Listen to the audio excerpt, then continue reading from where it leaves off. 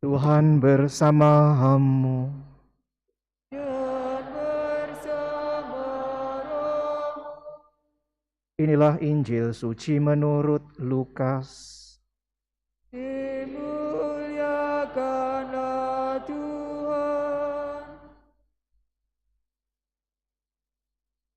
Para pemungut cukai dan orang-orang berdosa biasa datang kepada Yesus untuk mendengarkan Dia. Maka bersungut-sungutlah orang-orang Farisi dan ahli-ahli Taurat, katanya. Ia menerima orang-orang berdosa dan makan bersama-sama dengan mereka. Maka Yesus menyampaikan perumpamaan ini kepada mereka.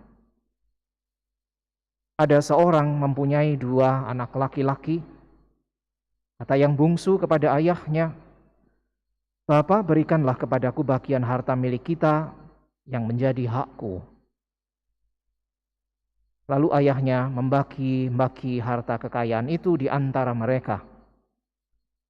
Beberapa hari kemudian anak bungsu itu menjual seluruh bagiannya itu, lalu pergi ke negeri yang jauh. Di sana ia memboroskan harta miliknya itu dengan hidup berfoya-foya. Setelah dihabiskannya harta miliknya, timbullah bencana kelaparan di negeri itu, dan ia pun mulai melarat.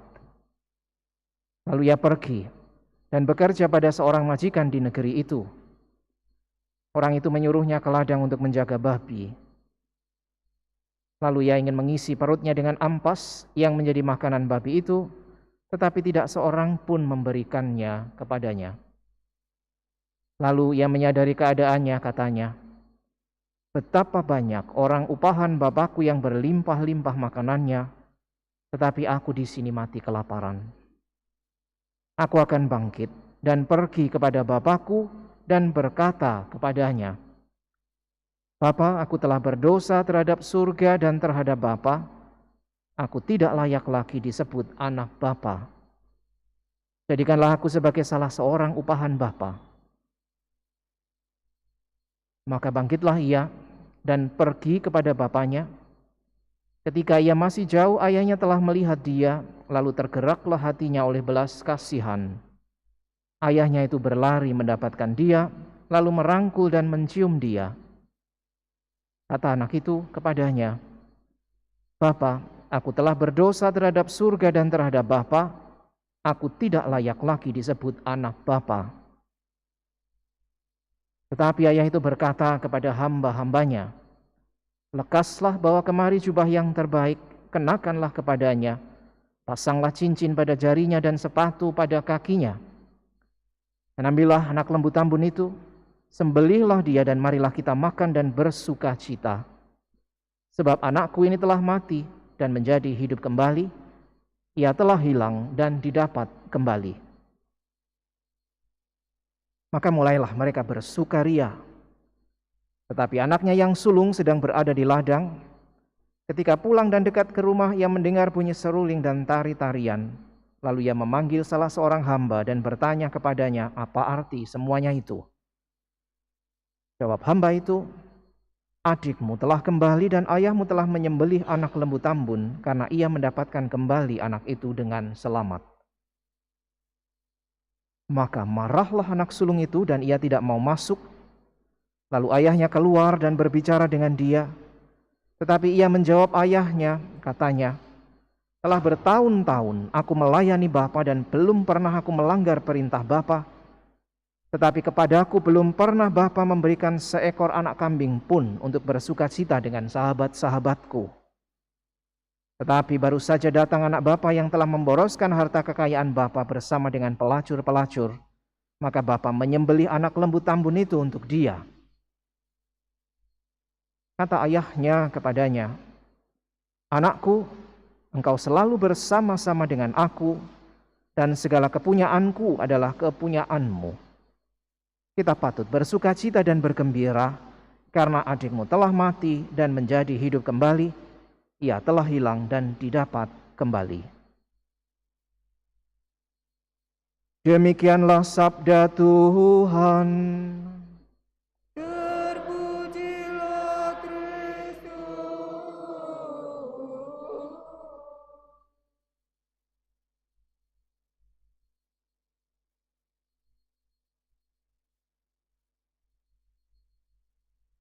Saudara sekalian yang terkasih, pada kesempatan Minggu Prapaskah yang keempat, bacaan Injil menghadirkan kepada kita sebuah kisah yang disampaikan oleh Yesus kepada para pemungut cukai dan orang-orang berdosa. Para pemungut cukai dan orang-orang berdosa kerap datang kepada Yesus memang untuk mendengarkan Dia. Tetapi satu hal yang juga menjadi pokok perhatian dari kisah Yesus ini adalah bahwa kisah itu justru disampaikan ketika ada orang-orang yang tampaknya tidak sependapat bahwa Yesus kerap berjumpa dengan para pemungut cukai dan orang-orang berdosa. Dan itulah orang-orang Farisi dan ahli-ahli Taurat. Kisah ini lalu oleh Yesus disampaikan juga kepada mereka karena Yesus mau sungguh menegaskan gambaran tentang Allah yang maha baik yang Ia sendiri sebetulnya sedang hadirkan ketika Ia berjumpa dengan para pemungut cukai atau orang-orang berdosa. Perjumpaan Yesus dengan para pemungut cukai dan orang-orang berdosa inilah yang sebenarnya menjadi gambaran nyata, pewartaan yang paling konkret bagaimana kebaikan Allah itu dihadirkan oleh Yesus. Tetapi nyatanya tidak semua orang bisa menangkap itu, dan diantaranya adalah orang-orang Farisi dan ahli-ahli Taurat. Saudara sekalian yang terkasih, maka pokok kisah ini tentu saja bukan pada gambaran anak pertama atau anak yang kedua. Pokok kisahnya justru pada gambaran tentang Bapa yang begitu baik hati. Berhadapan dengan anak pertama yang meminta warisan sebelum waktunya, Bapa itu dengan segera mengabulkannya. Warisan adalah sesuatu yang memang biasa diberikan. Dan bagi orang-orang Yahudi, warisan yang paling pokok adalah tanah dan rumah. Dan ayah itu memberikan bagian kepada si anak bungsu yang memintanya. Sebuah permintaan yang sebetulnya menjadi gambaran betapa anak ini tidak menaruh hormat kepada orang tuanya. Karena tradisi memberikan warisan itu ketika orang tua meninggal. Bahwa boleh dibagi kapan saja, iya. Tetapi baru efektif diberikan ketika orang tua meninggal. Ayah ini masih sehat, tetapi si bungsu dengan jelas meminta dan ayah itu memberikannya.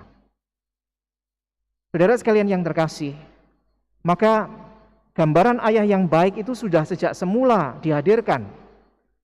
Ayah yang memang senantiasa menginginkan kebaikan bagi anak-anaknya. Kisahnya menjadi semakin dramatis ketika si anak bungsu setelah mendapatkan warisannya justru mengalami peristiwa yang karena kesalahannya sendiri membawa dia pada hidup yang penuh kemalangan. Bahkan digambarkan makan makanan babi saja ia tidak diperkenankan. Tidak diberi sekalipun meminta. Sebuah gambaran yang amat kontras ketika ia hidup bersama dengan ayahnya. Makanan selalu tersedia tanpa ia meminta.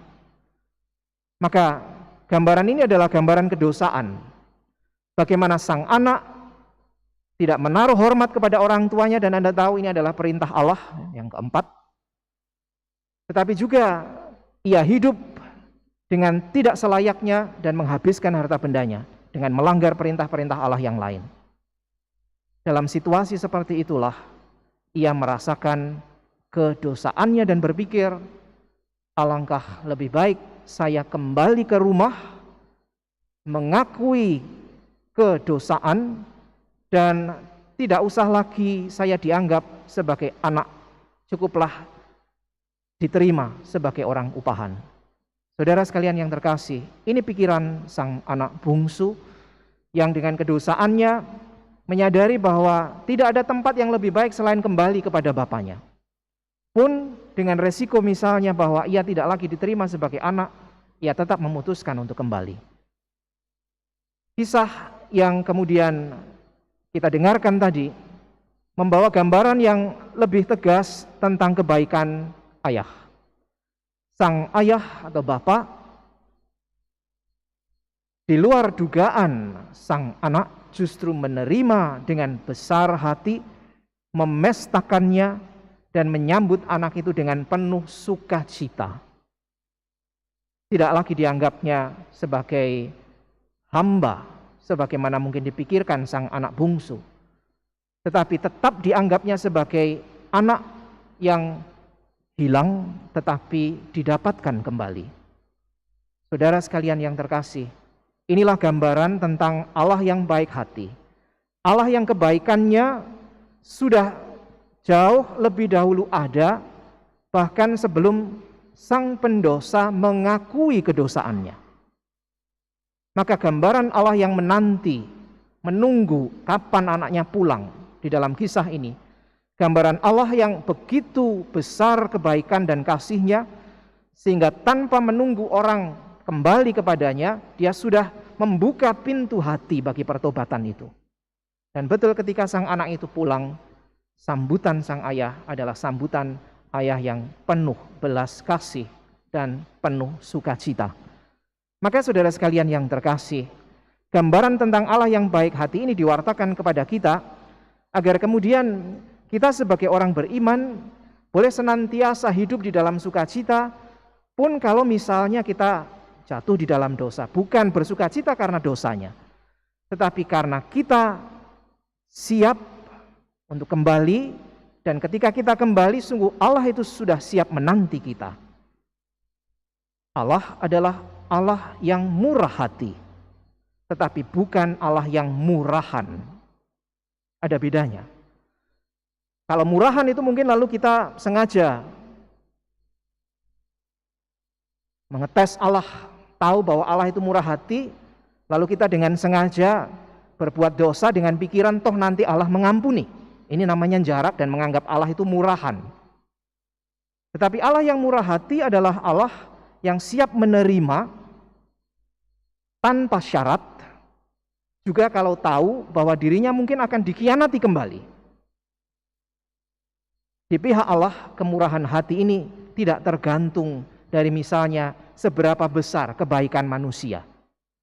Karena Allah yang murah hati adalah Allah yang senantiasa murah hati dan tidak akan berubah oleh kondisi apapun, misalnya yang dilakukan oleh manusia. Tetapi dari pihak manusia justru kerap kali memandang Allah secara murahan. Dan itu tampak ketika misalnya ketika orang berdosa, bertobat, lalu kemudian kembali ke dosa yang lama, karena pertobatan itu adalah pertobatan yang semu. Pertobatan yang semu karena dibangun dari misalnya ketakutan. Nanti jangan-jangan saya masuk neraka, nanti jangan-jangan saya dihukum, dan bukan karena kasih. Maka gambaran Allah yang maha baik ini mengajak kita, orang-orang beriman, untuk memandang Allah yang penuh belas kasih, dan karena itu lalu juga menanggapi dengan kasih.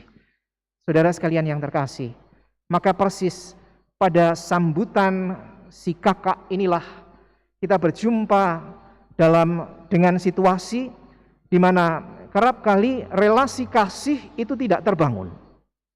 Sang anak sulung tidak merasa bahwa hidup bersama dengan Allahnya, bersama dengan ayahnya adalah sebuah kebaikan yang dirasakan mestinya sebagai sebuah relasi dalam kasih.